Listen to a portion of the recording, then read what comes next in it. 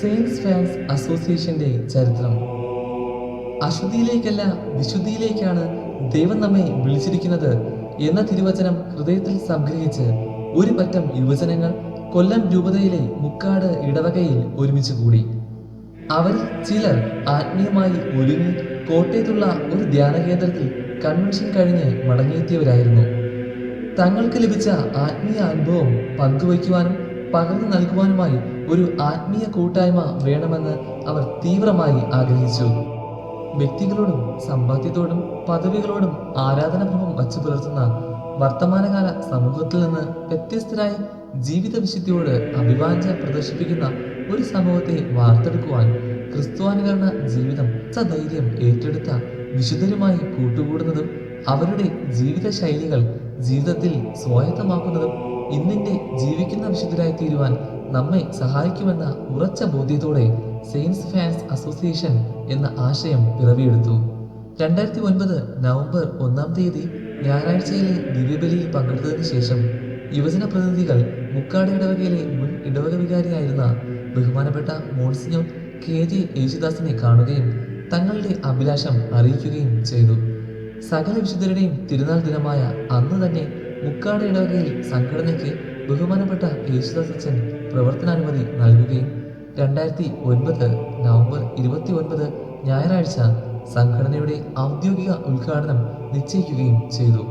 ഔദ്യോഗിക ഉദ്ഘാടനത്തിന് ഒരുക്കമായി 28/11/2009 ശനിയാഴ്ച അംഗങ്ങളെല്ലാവരും തന്നെ 12 മണിക്കൂർ ഉപവാസ ഒരുക്ക പ്രാർത്ഥന നടത്തുകയും പ്രാർത്ഥനയുടെ അവസാനം സംഘടനയുടെ ഭാരവാഹികളെ ദൈവഹിതം അനുസരിച്ച് നറുക്കിട്ട് തിരഞ്ഞെടുക്കുകയും 29/11/2009 ഞായറാഴ്ച വൈകിട്ട് 4:30 മുക്കാട് തിരുക്കുടുംബ ദേവാലയത്തോട് ചേർന്നുള്ള വിശുദ്ധ അന്തോനീസിന്റെ കുരിശടിയിൽ സംഘടനാംഗങ്ങളുടെയും ഭാരവാഹികളുടെയും സാന്നിധ്യത്തിൽ ബഹുമാനപ്പെട്ട മോൺസിഞ്ഞോർ KJ യേശുദാസ് സംഘടനയുടെ ഔദ്യോഗിക ഉദ്ഘാടനം നിർവഹിച്ചു.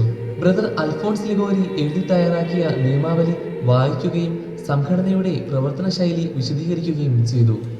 2010 October 29 Mukkad തിരുക്കുടുംബ ദേവാലയത്തിനടുത്തുള്ള holy family LP സ്കൂളിൽ ചേർന്ന സംഘടനയുടെ വാർഷിക പൊതുയോഗത്തിൽ ബഹുമാനപ്പെട്ട മോൺസിഞ്ഞോർ KJ യേശുദാസ് സംഘടനയുടെ പുതുതായി രൂപകൽപ്പന ചെയ്ത പതാക ആശീർവദിച്ച് പതാക ഉയർത്തി ബഹുമാനപ്പെട്ട ഫാദർ പോൾ എട്ടുവീട്ടിൽ സംഘടനയുടെ പരിഷ്കരിച്ച നിയമാവലിയും ലോഗോയും പ്രകാശനം ചെയ്യുകയും ചെയ്തു.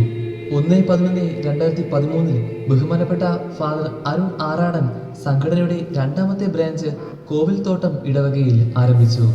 ശ്രീമതി അനിത റൊസാരിയോയുടെയും ശ്രീ ജോ മൈക്കിളിന്റെയും നേതൃത്വത്തിൽ Sakthikulangara Saint John the Britto ഇടവകയിൽ സെയിൻസ് ഫാൻസ് അസോസിയേഷന്റെ 3ാമത്തെ ബ്രാഞ്ച് രൂപീകരിക്കുകയും 25/5/2014 ബഹുമാനപ്പെട്ട ഫാദർ റൊമാൻസ് ആന്റണി ഔദ്യോഗിക ഉദ്ഘാടനം നിർവഹിക്കുകയും ചെയ്തു. അതിനു മുൻപും ശേഷവും പല ഇടവകകളിൽ നിന്നും ബ്രാഞ്ചുകൾ തുടങ്ങുവാനുള്ള ക്ഷണം ലഭിച്ചുവെങ്കിലും സംഘടനയ്ക്ക് രൂപതയുടെ അംഗീകാരം ലഭിക്കാതെ പുതിയ ബ്രാഞ്ചുകൾ തുടങ്ങേണ്ടതില്ല എന്ന് തീരുമാനിച്ചു. 2018 സെപ്റ്റംബർ മാസം സംഘടനയ്ക്ക് രൂപതയുടെ അംഗീകാരം ലഭിക്കുവാനുള്ള നടപടിക്രമങ്ങൾ ബഹുമാനപ്പെട്ട മോൺസിഞ്ഞോർ KJ യേശുദാസിന്റെയും ശ്രീമതി അനിത റൊസാരിയോയുടെയും നേതൃത്വത്തിൽ ആരംഭിച്ചു. 2019 മെയ് മാസം 21 കൊല്ലം രൂപത മെത്രാൻ അഭിമന്യ ഡോക്ടർ പോൾ മുല്ലശ്ശേരി പിതാവ് സംഘടനയുടെ പരിഷ്കരിച്ച നിയമാവലി അംഗീകരിക്കുകയും സംഘടനയെ കാനോൻ നിയമപ്രകാരം ഒരു ഭക്ത സംഘടനയായി അംഗീകരിച്ചുകൊണ്ടുള്ള ഉത്തരവിറക്കുകയും ചെയ്തു.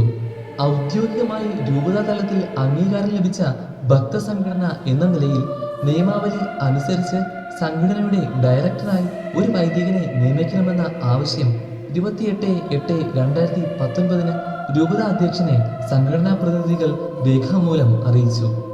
രൂപതാ അധ്യക്ഷന് സമർപ്പിച്ച അപേക്ഷയിൽ സംഘടനയുടെ വളർച്ചയിൽ അകമഴിഞ്ഞ് സഹായിച്ചിട്ടുള്ള ബഹുമാനപ്പെട്ട ഫാദർ ടെറി തങ്കച്ചന്റെയും ബഹുമാനപ്പെട്ട ഫാദർ ഐസക് ഔസേപ്പിന്റെയും പേരുകളാണ് സംഘടനാ പ്രതിനിധികൾ സമർപ്പിച്ചത്.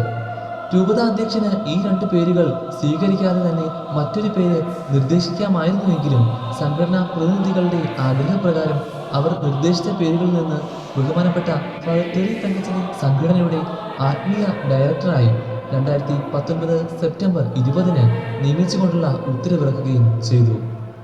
ജീവിക്കുന്ന വിശുദ്ധർ എന്ന് നാം പലരെയും അഭിസംബോധന ചെയ്യുവാൻ ചിലപ്പോഴെങ്കിലും മുതിരാറുണ്ട്.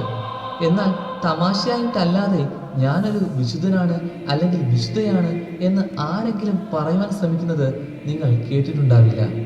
കാരണം മറ്റൊന്നുമല്ല, ദൈവമൊഴികെ മറ്റാരും പാപം ചെയ്യാതിരുന്നിട്ടില്ല എന്ന ചിന്ത ഒരു അവബോധമായി സ്വീകരിക്കേണ്ടതിന് പകരം അനാവശ്യമായി കുറ്റബോധത്തിലേക്ക് വഴുതി വീഴുമ്പോഴാണ് ജീവിത വിശുദ്ധിയുടെ നിത്യാനന്ദത്തിൽ നിന്നും നാം അറിയാതെ തന്നെ ഓടി അകലുന്നത്.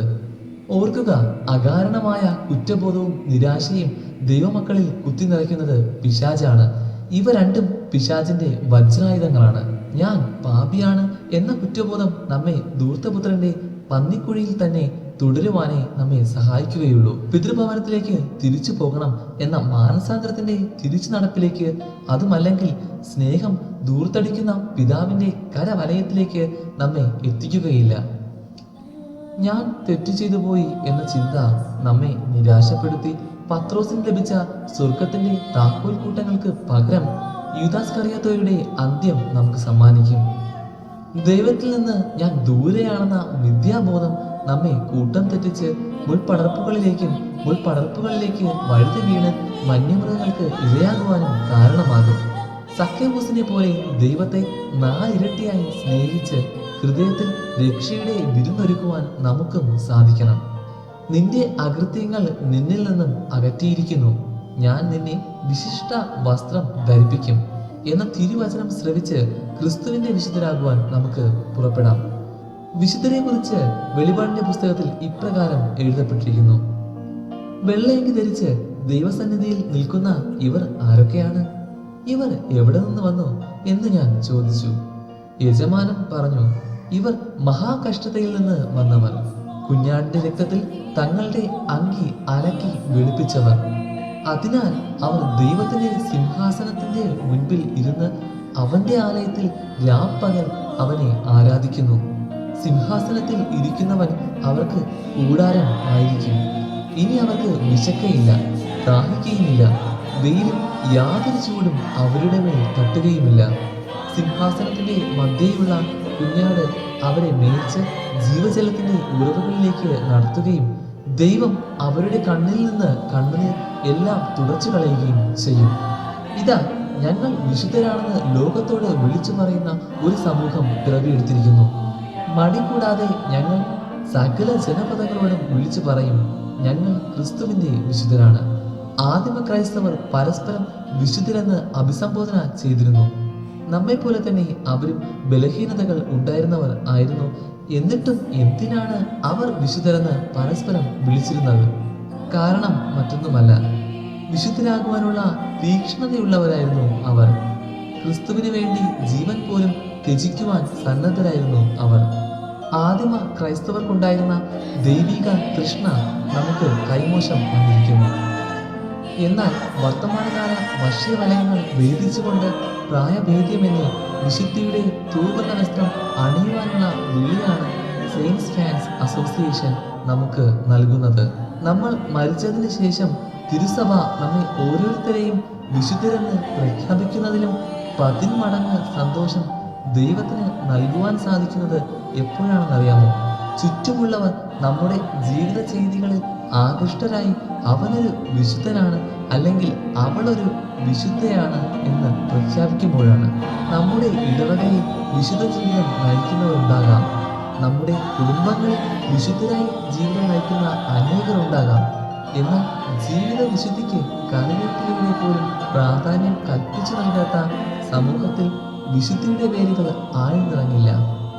തന്നിലെ വിശുദ്ധി അംഗീകരിക്കുകയും പരിപോഷിപ്പിക്കുകയും ചുറ്റുമുള്ളവരിലെ നന്മ പ്രോത്സാഹിപ്പിക്കുകയും അസന്മാർഗ ജീവിതം നയിക്കുന്നവരെ സന്മാർഗ തന്ത്രം പരിശീലിപ്പിക്കുകയും ചെയ്യുന്ന ഒരു കൂട്ടായ്മ എന്ന ചോദ്യത്തിന് ഈ കാലഘട്ടത്തിന്റെ അനിവാര്യതയുടെ ഉത്തരമാണ് സെയിൻസ് ഫാൻസ് അസോസിയേഷൻ. വിശുദ്ധർക്ക് പൂർത്തിയാക്കാൻ കഴിയാതെ പോയ ക്രിസ്തുവിന്റെ സുവിശേഷ ദൗത്യം കൈമാറ്റം ചെയ്യപ്പെടുവാൻ, ക്രിസ്തുവിന്റെ വിളഭൂമിയിൽ കച്ചമുറുക്കി ഇറങ്ങുവാൻ, അസ്തമന സൂര്യന്റെ പ്രകാശം ഏറ്റെടുക്കുവാൻ ആരുണ്ട് എന്ന ചോദ്യത്തിന് എനിക്കാകും വിധം ഞാൻ നിന്റെ കടമ നിറവേറ്റും എന്ന് മൺചിരാതുകൾ പറയുന്നത് പോലെ അനുദിന ജീവിതത്തിന്റെ ലളിതമായ കർത്തവ്യങ്ങൾ ജാഗ്രതയോടെ നിറവേറ്റി കൗദാശിക ജീവിതത്തിന്റെ പവിത്രത കാത്തുപാലിച്ച് പ്രാർത്ഥനാ ജീവിതത്തിന്റെ പാരമ്യത്തിൽ മതിമറക്കുന്നവരായി ജീവകാരുണ്യത്തിന്റെ കർമ്മപഥത്തിൽ ദാനധർമ്മത്തിന്റെ അക്ഷയപാത്രം പേറുന്നവരായി ജീവിക്കുവാൻ ക്രിസ്തുനാഥനാൽ വിളിക്കപ്പെട്ടവരാണ് സെയിൻസ് ഫാൻസ് അസോസിയേഷനിലെ ഓരോ അംഗങ്ങളും. പ്രായപരിധിയില്ലാതെ ആർക്കും ഈ സംഘടനയുടെ ഭാഗമായി പ്രവർത്തിക്കുവാൻ സാധിക്കുമെന്നത് ജീവിത വിശുദ്ധിയുടെ അളവുകോൽ ദൈവമാണ് നിശ്ചയിക്കുന്നത് എന്ന സത്യം നമ്മെ ഓർമ്മപ്പെടുത്തുന്നു. ജീവിത വിശുദ്ധിക്ക് മറ്റെന്തിനേക്കാളും പ്രാധാന്യം കൽപ്പിക്കുന്ന ഒരു നവ സമൂഹത്തെ വാർത്തെടുക്കുവാൻ കഴിയുന്നു എന്നത് ഈ സംഘടനയുടെ എടുത്തു പറയേണ്ട ഒരു സവിശേഷതയാണ്. രണ്ടാം വത്തിക്കാൻ സുനഹദോസ് നമ്മെ ഇപ്രകാരം വിശുദ്ധരെ കുറിച്ച് ഉദ്ബോധിപ്പിക്കുന്നു. വിശുദ്ധർ വണക്കത്തിനും മധ്യസ്ഥതയ്ക്കും മാത്രമല്ല, അനുകരണത്തിനും കൂടിയാണ്. വരുവിൻ, നമുക്ക് കൈകൾ കോർത്തു പിടിച്ച് വിശുദ്ധിയുടെ പടവുകൾ മുന്നോട്ട് നീങ്ങാം. വിശുദ്ധ ഇഗ്നേഷ്യസ് ലയോള പറഞ്ഞതുപോലെ നമുക്ക് നമ്മോട് തന്നെ ചോദിക്കാം, അവനും അവൾക്കും വിശുദ്ധരാകാമെങ്കിൽ എന്തുകൊണ്ട് എനിക്കും ഒരു വിശുദ്ധൻ ആയിക്കൂടാ? ക്രിസ്തുവിലേക്ക് വിശുദ്ധരോടൊപ്പം കർമ്മനിരതരായി എന്ന ആപ്തവാക്യം ഹൃദയത്തിൽ സംഗ്രഹിച്ച് സെയിൻസ് ഫാൻസ് അസോസിയേഷൻ കഴിഞ്ഞ 10 വർഷമായി കൊല്ലം രൂപതയിലെ വിവിധ ഇടവകകളിൽ സ്തുത്യർഹമായ നിരവധി പ്രവർത്തനങ്ങൾ കാഴ്ചവെച്ചിട്ടുണ്ട്. സർവപ്രധാനമായി സംഘടന അംഗങ്ങളുടെ തന്നെ ജീവിത വിശുദ്ധീകരണത്തിന് പ്രാധാന്യം നൽകുന്ന പ്രവർത്തനങ്ങൾക്കാണ് മുൻതൂക്കം നൽകി വരുന്നത്.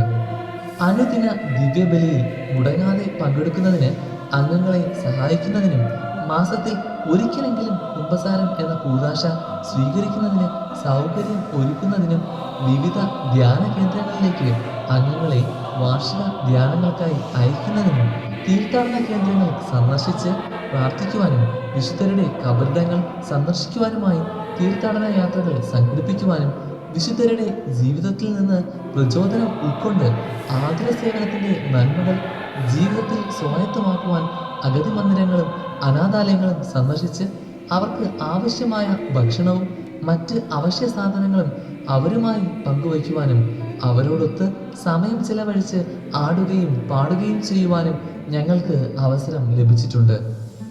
ക്രിസ്തുമസ്, ഈസ്റ്റർ പോലെയുള്ള വിശേഷപ്പെട്ട ദിനങ്ങളിൽ സെയിൻസ് ഫാൻസ് അസോസിയേഷൻ അംഗങ്ങൾ ഭക്ഷണപ്പൊതികളുമായി തെരുവിലേക്കിറങ്ങി തെരുവിന്റെ മക്കളോടൊത്ത് ഞങ്ങളുടെ പെരുന്നാൾ ആഘോഷങ്ങൾ ഞങ്ങൾ തിരുനാൾ ആഘോഷങ്ങളാക്കി മാറ്റിയിട്ടുണ്ട്. വീണ്ടും ഉപയോഗിക്കുവാൻ സാധിക്കുന്ന വസ്ത്രങ്ങൾ ശേഖരിച്ച് അർഹതപ്പെട്ടവർക്ക് എത്തിച്ചു നൽകുവാനും പഠിക്കുവാൻ നിവൃത്തിയില്ലാത്ത കുട്ടികളെ കണ്ടെത്തി അവർക്കാവശ്യമായ പഠന സാമഗ്രികൾ നൽകുവാനും സാധിച്ചിട്ടുണ്ട്. ക്യാൻസർ രോഗികൾക്കും വൃക്കരോഗത്താൽ ദുരിതമനുഭവിക്കുന്ന സഹോദരങ്ങൾക്കും സാമ്പത്തിക സഹായവും ഹൃദ്രോഗികൾക്കും പ്രമേഹ രോഗികൾക്കും നേത്ര രോഗികൾക്കുമായി സൗജന്യ മെഡിക്കൽ ക്യാമ്പുകളും ശസ്ത്രക്രിയകളും മരുന്ന് വിതരണവും നടത്തിയിട്ടുണ്ട്. രക്തദാന ക്യാമ്പുകൾ സംഘടിപ്പിക്കുകയും രോഗികൾക്ക് ആവശ്യമായ രക്തദാനം നടത്തുവാൻ സുസജ്ജരായ സംഘടനാംഗങ്ങളെ അയക്കുന്നതിനും സംഘടന നേതൃത്വം വഹിച്ചിട്ടുണ്ട്. കുട്ടികൾക്കും മുതിർന്നവർക്കുമായി സൗജന്യ ഇംഗ്ലീഷ് പരിശീലനവും സംഗീത നൃത്ത വാദ്യോപകരണങ്ങളുടെ പരിശീലനവും സംഘടിപ്പിച്ചിട്ടുണ്ട്. വാട്സപ്പ്, ഫേസ്ബുക്ക് മുതലായ സമൂഹ മാധ്യമങ്ങൾ വഴി അനുദിന വിശുദ്ധരുടെ ജീവചരിത്രങ്ങളും ആത്മീയ വിചിന്തന ചിന്തകളും അനുദിന വിശുദ്ധ ഗ്രന്ഥ വായനകളും പ്രാർത്ഥനാ ആവശ്യങ്ങളും സാമ്പത്തിക സഹായ സന്ദേശങ്ങളും പങ്കുവയ്ക്കപ്പെടുന്നത് വഴി സമൂഹ മാധ്യമങ്ങളിലൂടെയുള്ള ആത്മീയവൽക്കരണത്തിന്റെ അനന്ത സാധ്യതകൾ പ്രയോജനപ്പെടുത്തുവാനും ഞങ്ങൾക്ക് സാധിച്ചിട്ടുണ്ട്. പ്രകൃതിയുമായി സാഹോദര്യ ബന്ധം വച്ചു പുലർത്തിയിരുന്ന വിശുദ്ധരുമായി ഏകാത്മ്യം പ്രാപിക്കുവാൻ നിരന്തരം പ്രകൃതി സ്നേഹ പ്രവർത്തനങ്ങളിൽ ഞങ്ങൾ പങ്കാളികളായി പ്രവർത്തിക്കാറുണ്ട്.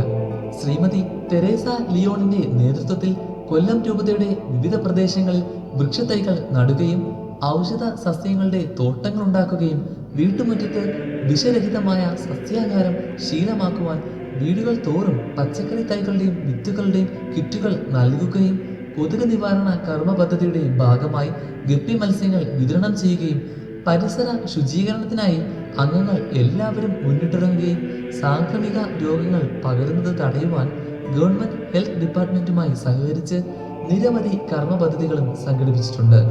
ഇത്തരുണത്തിൽ ശക്തികുളങ്ങര ഇടവകയിൽ ഞങ്ങൾ നടത്തിയ ഹരിതശ്രീ പദ്ധതി വഴി ഒരു ഹരിത വിപ്ലവം തന്നെ സാധ്യമാക്കുവാൻ ഞങ്ങൾക്ക് സാധിച്ചിട്ടുണ്ട്. വിശുദ്ധരുടെ ജീവിത കഥകൾ പ്രാർത്ഥനാ യോഗങ്ങളിൽ ചർച്ച ചെയ്യുകയും വിശുദ്ധരുടെ ജീവചരിത്ര പുസ്തകങ്ങൾ പരസ്പരം പങ്കുവച്ച് പഠിക്കുകയും ചോദ്യോത്തര മത്സരങ്ങൾ സംഘടിപ്പിക്കുകയും വിശുദ്ധ ഗ്രന്ഥ പഠനത്തിനായി ബൈബിൾ ക്യൂസ് സംഘടിപ്പിക്കുകയും ആത്മീയവും വിദ്യാഭ്യാസപരവുമായ സെമിനാറുകളും ക്യാമ്പുകളും സംഘടിപ്പിക്കുവാനും ഞങ്ങൾ സമയം കണ്ടെത്താറുണ്ട്. സെയിൻസ് ഫാൻസ് അസോസിയേഷൻ പ്രവർത്തിക്കുന്ന ഇടവകകളിൽ അനുദിന വിശുദ്ധരുടെ വായനയും ഇംഗ്ലീഷ് ദിവ്യബലിയും ആരംഭിക്കുവാൻ നേതൃത്വം നൽകുകയും ജീവകാരുണ്യ പ്രവർത്തനങ്ങൾക്കായി ദേവാലയ സംഗീത ഗ്രൂപ്പുകൾ സംഘടിപ്പിക്കുകയും ഇടവക ദേവാലയത്തിന്റെ ഏതൊരാവശ്യങ്ങൾക്കും സുസജ്ജരായ ഒരു സമൂഹത്തെ വാർത്തെടുക്കുവാനും ഞങ്ങൾക്ക് കഴിഞ്ഞിട്ടുണ്ട്. ക്രിസ്തുവിന്റെ അഷ്ടസൗഭാഗ്യങ്ങൾ സ്വീകരിക്കുവാൻ കഴിവുറ്റ ഒരു സമൂഹത്തെ വാർത്തെടുക്കുവാനുള്ള സെയിൻസ് ഫാൻസ് അസോസിയേഷന്റെ ഉദ്യമങ്ങളിൽ പങ്കാളികളാകുവാൻ ഭാവിയിൽ അനേകർ കടന്നു വരുമെന്ന് ഞങ്ങൾ ക്രിസ്തുവിൽ പ്രത്യാശ അർപ്പിക്കുന്നു.